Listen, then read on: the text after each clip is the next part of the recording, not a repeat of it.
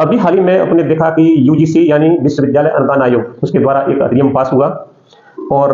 इस विश्वविद्यालय एक्चुअली देश की कई यूनिवर्सिटियों को जो है उसके मानक निर्धारित करता है और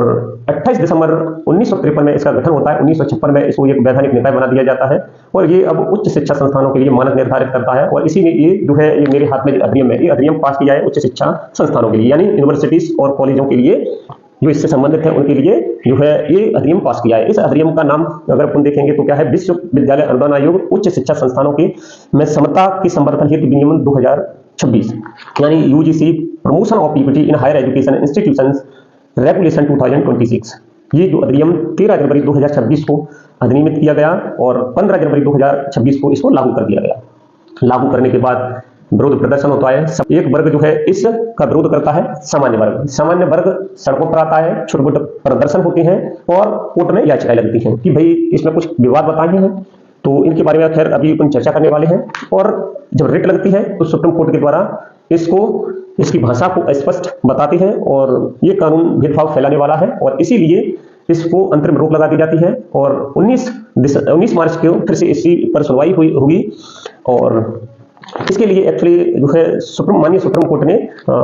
एक केंद्र सरकार को एक विशेषज्ञों की समिति बनाने के लिए और इसमें जो भी विवादित प्रावधान है उनका समाधान करने के लिए निर्देशित किया है। तो अभी इसके बारे में अपन जो है विस्तार से चर्चा करते हैं, समझने का प्रयास करते हैं। तो तुम देखें तो पहले इसमें प्रस्तावना दी है, प्रीम्बल दिया, वो सभी में दिया रहता है। तो इसमें कहा गया कि यद्यपि विश्वविद्यालय अनुदान आयोग विश्वविद्यालय में उच्च शिक्षा के मानकों का समन्वय निर्धारण करने के लिए अधिदिष्ट और सशक्त किया गया है। विश्वविद्यालय अनुदान आयोग उच्च शिक्षा संस्थानों में धर्म, नस्ल, जाति, लिंग, जन्म स्थान के आधार पर दिव्यांग जनों के विरुद्ध भेदभाव के उन्मूलन के लिए प्रतिबद्ध है। यानी जो उच्च शिक्षा संस्थान है,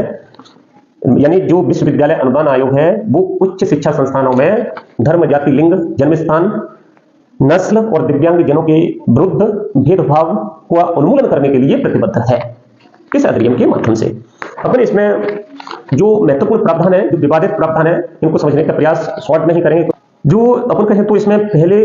इस अधिनियम की जो पहला सेक्शन है या अपन कहें धारा है तो उसमें जिन सभी अधिनियमों में दिया रहता है उसी के अनुसार इसमें भी दिया है। संक्षिप्त नाम होता है, प्रायोगिकता होती है, प्रारंभ कब से होगा वो होता है ना, यानी इसका संक्षिप्त नाम जैसा कि मैंने कहा कि भाई इनका संक्षिप्त इस विनियमों का संक्षिप्त नाम विश्वविद्यालय अनुदान आयोग उच्च शिक्षा संस्थानों में समता हेतु संवर्धन विनियमन 2026 इसका संक्षिप्त नाम हो गया। और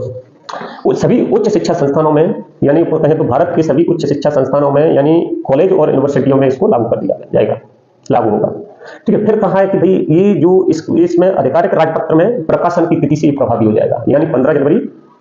13 जनवरी 2026 में नोटिफाइड हो गया और उसी समय से लागू हो गया। अपन कहें तो 15 जनवरी 2026 से लागू कर दिया गया।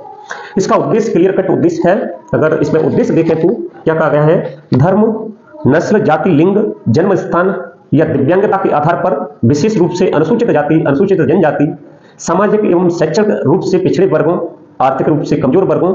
दिव्यांगजनों यानी विकलांगता अथवा इनमें से किसी भी सदस्यों के विरुद्ध भेदभाव का उन्मूलन करना तथा उच्च शिक्षा संस्थानों के हितधारकों के मध्य पूर्ण समता और समावेशन को संदर्भ करना, ये इसका उद्देश्य है। कहने का मतलब यह है कि भाई ये जो है अपन कहें धर्म, जाति, लिंग, जन्म स्थान या दिव्यांगता के आधार पर विशेष रूप से इसमें अनुसूचित जाति, अनुसूचित जनजाति और शैक्षणिक रूप से सामाजिक शैक्षणिक रूप से पिछड़े वर्गों, आर्थिक रूप से कमजोर वर्गों, दिव्यांगजनों है ना, इसमें से किसी भी सदस्य के विरुद्ध भेदभाव को उन्मूलन करने के लिए ये अधिनियम है, ये रेगुलेशन है।